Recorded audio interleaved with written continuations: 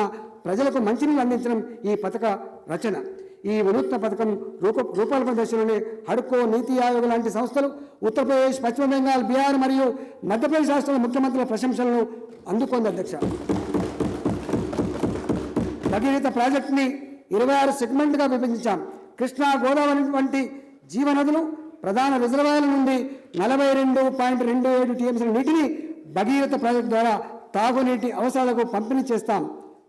దాదాపుగా రూపాయలు 40,000 కోట్లతో నిర్మించే ఈ ప్రతిష్టాత్మక ప్రాజెక్టు రానున్న 3 నెలల్లో పూర్తవుతుంది. రూపాయలు 36,976.54 కోట్ల వ్యయంతో జరిగే పనులకు ఇప్పటికే పరిపాలనా పరంగా మంజూరుని ఇచ్చాం. పనులు కొనసాగుతున్నాయి. 2016 చివరి నాటికి మిషన్ భగీరథ ద్వారా 6,100 గ్రామాలకు, 12 పట్టణాలకు తాగునీరు అందుతుంది. 2017 డిసెంబర్ నాటికి 95% గ్రామాలకు తాగునీరు అందించాలని కృషి చేస్తున్నాం. మిషన్ భగీరథ విజయానికి పంచాయతీరాజ్ శాఖ వారు అలుపెరగక రేయింబావులు కృషి చేస్తున్నారు. వారిని ముందుకు నడిపిస్తున్న సహచర మంత్రి శ్రీ కె తారక రామారావు గారికి హృదయపూర్వక అభినందనలు. మిషన్ భగీరథ వ్యయానికి అవసరమైన నిధులను హడ్కో, నాబార్డ్, బ్యాంక్ ఆఫ్ ఇండియా మరియు కేంద్ర బ్యాంకుల నుండి ఆర్థిక సాయంగా సమకూరుస్తున్నాం. ఆ సమున్నత లక్ష్యం కోసం బడ్జెటేతర ఆర్థిక వనరులను వినియోగించుకుంటున్నాం. నిబద్ధతతో రానున్న 3 నెలల్లో మిషన్ భగీరథను పూర్తి చేస్తామని గౌరవ ముఖ్యమంత్రి ఇచ్చిన హామీకి తిరుగు లేదని ఈ సందర్భంగా ప్రకటిస్తున్నాం. విద్యుత్ రంగంలో తొలగిన చీకట్ల. అధ్యక్ష, తెలంగాణ రాష్ట్రం ఏర్పడిన నాటికి తీవ్ర విద్యుత్ సంక్షోభం ఉంది. నిత్యం కరెంటు కోతలు, ఉక్కపోతలు, పరిశ్రమల మూతలు, కావలసినంత కరెంటు అందుబాటులో లేదు. విభజన చట్ట ప్రకారం విద్యుత్ ఇవ్వకుండా ఆంధ్రప్రదేశ్ ప్రభుత్వం కుట్ర చేసింది. ఈ పరిస్థితి నుంచి తెలంగాణ రాష్ట్రం చాలా తొందరగా తేరుకుంది. తెలంగాణ రాష్ట్రం వస్తే మీకు చిమ్మ చీకట్లే మిగులుతాయని చెప్పి శాపాలు పెట్టిన వారి కళ్ళు తెరిపించేలా కోతలు లేని విద్యుత్తును అందిస్తున్నాం. తెలంగాణ రాష్ట్రం ఏర్పడిన 9వ నెల నుంచే రాష్ట్రంలో విద్యుత్ కోతలు ఎత్తివేశాం. ఇక భవిష్యత్తులోనూ తెలంగాణ రాష్ట్రంలో విద్యుత్ కోతలు ఉండవు. రాబోయే మూడేళ్లలో రాష్ట్రంలో 23,912 మెగావాట్ల విద్యుత్ ఉత్పత్తి జరగని లక్ష్యంతో ప్రభుత్వం కొత్త విద్యుత్ ఉత్పత్తి కేంద్రాలను ప్రారంభిస్తున్నది. కొత్తగా దిగువజూరాల, పులిచింతల హైడ్రో ప్రాజెక్టులు, భద్రాద్రి, కొత్తగూడెం, యాదాద్రి థర్మల్ ప్రాజెక్టులను చేపట్టినాం. 6,160 మెగావాట్ల విద్యుత్తును ఇవి ఉత్పత్తి చేయగలుగుతాయి. తెలంగాణలోని పలు చోట్ల మొత్తం 6,000 మెగావాట్ల విద్యుత్ ఉత్పాదన సామర్థ్యం గల థర్మల్ ప్రాజెక్టులను నెలకొల్పేందుకు భారత హెవీ ఎలక్ట్రికల్ లిమిటెడ్తో ఒప్పందం కుదుర్చుకున్నాం. 680 మెగావాట్ల ఉత్పత్తి సామర్థ్యం గల ప్రాజెక్టులు ఇప్పటికే పూర్తి అయి అందుబాటులోకి వచ్చాయి. సాంప్రదాయక ఇంధన వనరులతో పాటు సాంప్రదాయేతర ఇంధన వనరులని కూడా విస్తారంగా వినియోగించుకోవాలన్నది ప్రభుత్వ ఆలోచన. తెలంగాణ రాష్ట్రంలో సౌర విద్యుత్ ఉత్పాదనకు ఉన్న అవకాశాన్ని సద్వినియోగం చేసుకోవాలనేది మా విధానం. సౌర విద్యుత్ ప్రాజెక్టులు నెలకొల్పే వారికి మౌలిక సదుపాయాలను కల్పిస్తాం. నూతన విధానం ప్రకారం ఒక సెల్ ఏక గవాక్ష సింగిల్ విండో పద్ధతిన పనిచేస్తుంది. సౌర విద్యుత్ ప్రాజెక్టులు నెలకొల్పాలనుకునే వారికి అన్ని అనుమతులు ఆ సెల్లో ఒకే చోట లభిస్తాయి. సోలార్ ప్లాంట్ నెలకొల్పేందుకు కొనే భూమిపై చెల్లించిన స్టాంపు డ్యూటీని, ప్లాంట్కు అవసరమైన సాంకేతిక సామగ్రి కొనుగోలు చెల్లించిన వ్యాట్ను 100% తిరిగి చెల్లిస్తాం.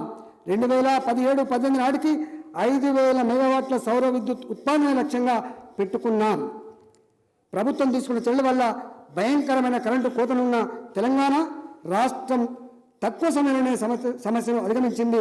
రూపాయలు 91,500 కోట్ల పెట్టుబడితో Genco, Singareni colonies, NTPC solar యూనిట్ల ద్వారా ఈ లక్ష్యం నెరవేర్చబోతున్నాం. వచ్చే ఖరీఫ్ నుంచి రైతులకు 9 గంటల పాటు విద్యుత్ అందిస్తామని ప్రకటించడానికి సంతోషిస్తున్నాం.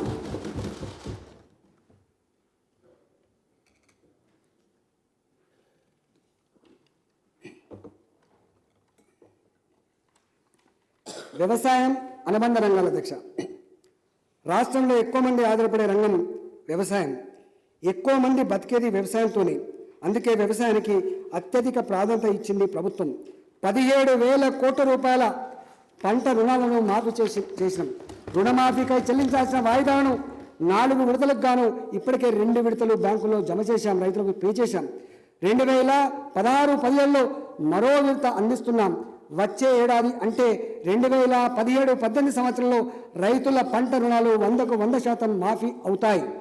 రాష్ట్రంలోని ప్రతి ఎకరా సాగు భూమికి సేద్యం నీరు అందించాలన్న లక్ష్యంతో 2016-17 బడ్జెట్లో ముందెన్నడూ లేని విధంగా రూపాయలు 25,000 కోట్లను ప్రతిపాదించిన విషయం ఇంత క్రితమే చెప్పాను. సమయానికి తగినంత సాగునీరు అందడం వల్ల వ్యవసాయ ఆదాయం మెరుగుపడుతుంది. దీనికి తోడు వ్యవసాయ రంగంలో అనేక వినూత్న పథకాలను ప్రవేశపెట్టాం. రాష్ట్రాన్ని విత్తన భాండాగారంగా అభివృద్ధి చేస్తున్నాం. వరి, మొక్కజొన్న, పప్పు దినుసులు, నూనె గింజలకు ప్రత్యేక పంట క్షేత్రాలను ఏర్పాటు చేస్తాం. కోసిన పంటల నిల్వకు, మార్కెటింగ్కు తగిన సౌకర్యాలను అభివృద్ధి చేస్తున్నాం. రైతులందరికీ భూసార ఆరోగ్య కార్డులను పంపిణీ చేసేందుకు ప్రణాళికలు రూపొందించాం. ఈ కార్డు వల్ల రైతుకు తమ భూసార ఆరోగ్య స్థితి తెలుస్తుంది. దీనివల్ల తమ భూమికి తగిన రసాయనిక ఎరువులనే వాడడం ద్వారా ఉత్పాదక పెంచగలుగుతామని చెప్పి భావిస్తున్నాం అధ్యక్ష. సూక్ష్మ సేద్యం ప్రాధాన్యతను గుర్తించాం. సూక్ష్మ సేద్యాన్ని ప్రోత్సహించేందుకు అన్ని సామాజిక వర్గాల రైతులకు సబ్సిడీ పరిమితిని 1 హెక్టార్ నుంచి 5 హెక్టార్లకు పెంచాం. అదేవిధంగా గరిష్ట సబ్సిడీపై ఉన్న కుటుంబానికి 1 లక్ష రూపాయల పరిమితిని సడలించాం. వ్యవసాయ రంగంలో చక్కటి ఫలసాయాన్ని ఇచ్చే అంశాల్లో పండ్లు, కూరగాయల సాగు ముఖ్యమైంది. రాష్ట్రంలో కూరగాయల సాగుకు అనుకూలమైన భూములు ఉన్న మనకు అవసరమైన కూరగాయల్లో 70% దిగుమతి చేసుకుంటున్నాం. పండ్లు, కూరగాయల సాగును ప్రోత్సహించేందుకు ప్రభుత్వం హార్టికల్చర్ డెవలప్మెంట్ కార్పొరేషన్ ఏర్పాటు చేయాలని నిర్ణయించింది. దిగుబడుల సేకరణ, నిల్వ, మార్కెటింగ్ వ్యవహారాల్లో ఈ కార్పొరేషన్ను రైతుకు బాసన నిలుస్తుంది. తెలంగాణ రాష్ట్రంలో ఫుడ్ ప్రాసెసింగ్ యూనిట్ నెలకొల్పి పసుపు, కారం, అల్లం లాంటి సరుకులను కూడా నాణ్యమైనవి ప్రజలకు అందించాలని చెప్పి నిర్ణయించిన అధ్యక్ష. రైతుల వ్యవసాయ పరపతి అవసరాల పట్ల శ్రద్ధ పెడుతున్నాం. రైతులకు బ్యాంకులు, నాబార్డు ఇచ్చే వార్షిక వ్యవసాయ పరపతి రుణాల పరిమితిని పెంచేందుకు ప్రభుత్వం చొరవ తీసుకుంటున్నది. కేంద్రం ప్రారంభించిన ప్రధానమంత్రి ఫసల్ బీమా యోజన రాష్ట్ర రైతాంగానికి ఎంతో తోడ్పాటును ఇస్తుంది. పంట బీమా కోసం రైతులు ఖరీఫ్ పంటలపై కేవలం 2%, రబీ పంటలపై కేవలం 1.5% ప్రీమియం చెల్లిస్తే సరిపోతుంది. మిగతా ప్రీమియాన్ని ప్రభుత్వం చెల్లిస్తుంది. ప్రకృతి వైపరీత్యాల వల్ల పంట నష్టం జరిగినప్పుడు పంట బీమా చేసిన రైతులకు పూర్తి పరిహారం లభిస్తుంది. మార్కెటింగ్ శాఖ వారు రాష్ట్రంలోని 330 చోట్ల గిడ్డంగుల నిర్మాణాన్ని చేపట్టనున్నారు. 17.075 లక్షల మెట్రిక్ టన్నుల ధాన్యాన్ని ఇందులో నిల్వ చేయవచ్చు. నాబార్డు రుణ సాయంతో చేయనున్న ఈ గిడ్డంగుల నిర్మాణపు అంచనా వ్యయం రూపాయలు 1024.50 కోట్ల అధ్యక్ష. చెరువుల పునరుద్ధరణ వల్ల మత్స్య సంపద కూడా పెరుగుతుంది. మత్స్య పరిశ్రమను ప్రోత్సహించేందుకు కూడా ప్రభుత్వం సిద్ధంగా ఉంది. MCDC ఆర్థిక సాయంతో మేకల, గొర్రెల పెంపకాన్ని ప్రోత్సహిస్తున్నాం. సంచార పశు వైద్యశాలను పటిష్టపరుస్తున్నాం. 2016-17 బడ్జెట్లో వ్యవసాయ శాఖ, సహకార శాఖ, మార్కెటింగ్ శాఖలకు రూపాయలు 6,759 కోట్లను ప్రతిపాదిస్తున్నాం అధ్యక్ష. ఆరోగ్యం మాది అభివృద్ధి అంటే రాష్ట్ర స్థూల ఉత్పత్తి పెరగడం మాత్రమే అనుకునే యాంత్రిక అవగాహన కాదు. ప్రముఖ ఆర్థిక శాస్త్రవేత్త, నోబెల్ బహుమతి గ్రహీత అమర్త్య సేన్ ఒక సందర్భంలో మాట్లాడుతూ, మన దేశం ఆర్థిక అభివృద్ధిలో 2వ స్థానంలో ఉంది, కానీ మానవ అభివృద్ధి సూచికల్లో 138వ స్థానంలో ఉందని అన్నారు. ఈ అంతరాన్ని కుదించడానికి విద్య మరియు ఆరోగ్యంపై ప్రభుత్వం దృష్టి సారించడమే ఏకైక మార్గమని భావిస్తున్నాం. ప్రజా సంక్షేమం కోసం ప్రభుత్వం అనేక కార్యక్రమాలు అమలు చేస్తున్నది. అయితే ఆ ప్రజలు ఆరోగ్యంగా, క్షేమంగా ఉన్నప్పుడే పథకాలకు సార్థకత. అందుకే ప్రభుత్వం ప్రజల ఆరోగ్యం పట్ల అత్యంత అప్రమత్తంగా ఉండాలని నిర్ణయించింది. ఇప్పుడున్న ప్రజా వైద్యంలో సంస్కరణలు రావాల్సిన అవసరం ఉంది. ప్రజా వైద్యం మెరుగుదలకు, స్థిరీకరణకు, క్రోడీకరణకు ప్రాధాన్యత ఇవ్వాలని నిర్ణయించాం. నేను రాని బిడ్డో సర్కారు దవాఖానకు అనే పరిస్థితి పోయి బీమారైతే సర్కారు దవాఖానకే పోతాం అనే దశకు తీసుకువస్తాం.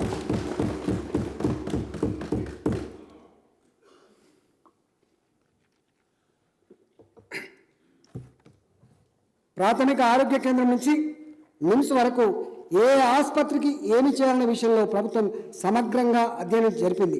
ప్రభుత్వ వైద్యశాలను పరిశుభ్రమైన వాతావరణంలో ఉంచడానికి ఆసుపత్రుల్లో పడకలు, విద్యుత్తు, టాయిలెట్లు, బెడ్షీట్లు సరైన రీతిలో ఉండేటట్లు చర్యలు తీసుకుంటున్నాం. ప్రజారోగ్యం ఉమ్మడి రాష్ట్రంలో నిర్లక్ష్యానికి గురైంది. సర్కారు వైద్యాన్ని పూర్తిగా భ్రష్టు పట్టించారు. 2016-17 బడ్జెట్లో ప్రజారోగ్య రంగంలో సమూల మార్పులకు శ్రీకారం చుడతాం. సర్కారు దవాఖానలో సౌకర్యాలను మెరుగుపరచాలని గౌరవ ముఖ్యమంత్రి సంకల్పించారు. సర్కారు దవాఖానల్లో సౌకర్యాలను మెరుగు చేస్తే అవి ప్రైవేటు దవాఖానలు ధీటుగా ఉంటాయి. రాష్ట్ర వ్యాప్తంగా 40 చోట్ల డయాలసిస్ సెంటర్లు, 40 చోట్ల డయాగ్నోస్టిక్ సెంటర్లు ఏర్పాటు చేయాలని చెప్పి నిర్ణయించాం. ప్రభుత్వ ఆసుపత్రుల్లో మందులు, చికిత్స సౌకర్యాలు కల్పించాలని, డాక్టర్లతో సహా అన్ని ఖాళీలు భర్తీ చేయాలని చెప్పి గ్రామీణ ప్రాంతాల్లో పనిచేసే వైద్యులకు ప్రోత్సాహకాలు ఇవ్వాలని ప్రభుత్వం నిర్ణయించింది. వైద్య విధాన పరిషత్ పరిధిలోకి కమ్యూనిటీ హెల్త్ సెంటర్లు తీసుకొస్తున్నాం. సర్కారు దవాఖానాల ఆధునీకరణ కోసం 2016 బడ్జెట్లో ప్రజారోగ్య రంగానికి తగిన నిధులు కేటాయిస్తాం. వైద్య పరికరాల కొనుగోలు కోసం రూపాయలు 600 కోట్లు, డయాగ్నోస్టిక్స్ వ్యాధి నివారణ నిర్ధారణ పరికరాల కొనుగోలు కోసం 316 కోట్లు, పాత మంచాల స్థానంలో కొత్తవి వేసేందుకు, దవాఖాన భవనాల మరమ్మతులకు పరికరాల కోసం రూపాయలు 225 కోట్లను ప్రతిపాదిస్తున్నాం.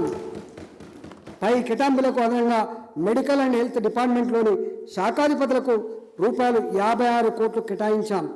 ఆకస్మికంగా ఏమైనా అవసరాలు వస్తే తాత్సారం చేయక తగిన నిర్ణయాలు తీసుకొని ఈ నిధులను వినియోగిస్తారు.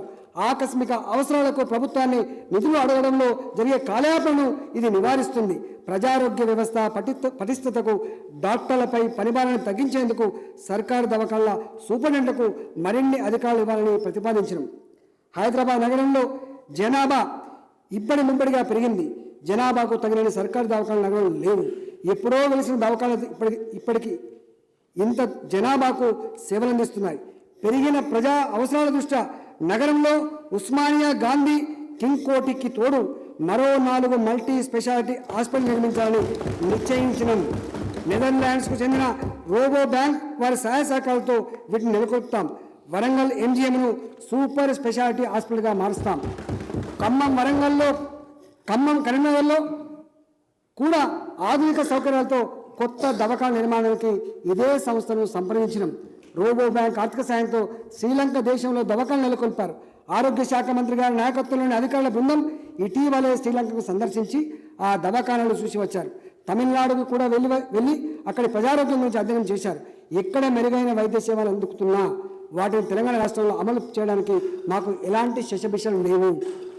2016-17 బడ్జెట్లో ఆరోగ్య రంగానికి మొత్తంగా రూపాయలు 5,967 కోట్లు ప్రతిపాదిస్తున్నాను.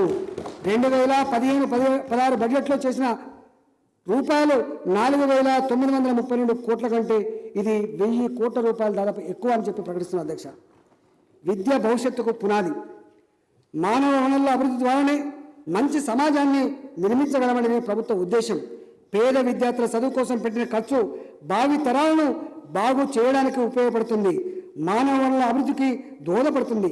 ఆర్థిక స్తోమత కలిగిన వారి పిల్లలు ఎలాగో మంచి పాఠశాలకు వెళ్ళి చదువుకుంటున్నారు. ఎస్సీ, ఎస్టీ, బీసీ, మైనార్టీ, ఇతర పేద వర్గాల పిల్లలకు పుస్తకాలు, బట్టలు, మంచి భోజనం సమకూర్చి నాణ్యమైన విద్యను అందించే బాధ్యత ప్రభుత్వం తీసుకుంటుంది. ప్రతి ఏడాది 1,000 కోట్ల రూపాయలకు పైగా విద్య కోసం ఖర్చు పెడుతున్నప్పటికీ ప్రభుత్వ విద్యలో అనుకున్న ఫలితాలు రావడం లేదు. ప్రస్తుతం ఉన్న అన్ని విద్యా సంస్థలు మెరుగైన పద్ధతిలో నడిచే విధంగా, విద్యార్థులకు మంచి విద్య అందే విధంగా చర్యలు తీసుకోవాలని నిర్ణయించాం. మెడికల్, అగ్రికల్చర్, ఫార్మా మిగతా అన్ని స్థాయిల విద్యా సంస్థల నిర్మాణ బాధ్యత విద్యాశాఖకే అప్పగించాలని గౌరవ ముఖ్యమంత్రి కేసీఆర్ గారు, చంద్రశేఖరరావు గారు నిర్ణయించారు. మొత్తంగా విద్యా వ్యవస్థను ప్రక్షాళన చేయాలని ప్రభుత్వ దృఢ సంకల్పంతో ఉంది. ఎస్సీ, ఎస్టీ, బీసీ సంక్షేమ శాఖ ద్వారా నడుస్తున్న హాస్టల్ను దశల వారీగా రెసిడెన్షియల్ పాఠశాలగా మారుస్తాం. బడి ఆవరణలో పరిశుభ్రత నిర్వహిస్తూ కనీస సౌకర్యాలు కల్పించే బాధ్యతను గ్రామ పంచాయతీలకు అప్పగించాలని చెప్పి నిర్ణయించాం. విద్యాశాఖ ప్రణాళిక వ్యయం కింద రూపాయలు 1,694 కోట్లు, ప్రణాళికేతర వ్యయం కింద రూపాయలు 9,044 కోట్లు ప్రతిపాదిస్తున్నాను. పాఠశాల విద్య, ఉన్నత విద్య, సాంకేతిక విద్యలకు సంబంధించిన వ్యయం మాత్రమే ఇది. మెడికల్, అగ్రికల్చర్, వెటనరీ విద్య, మైనార్టీల విద్యకు మరియు ఉపకార వేతనాలకు, ఎస్సీ, ఎస్టీ గురుకులాలకు, వసతి గృహాలకు ప్రభుత్వం చేస్తున్న వ్యయం విద్య మీదే అయినా విద్యాశాఖ డిమాండ్లో భాగం కాదని గమనించాలని చెప్పి కోరుతా ఉన్నా అధ్యక్ష.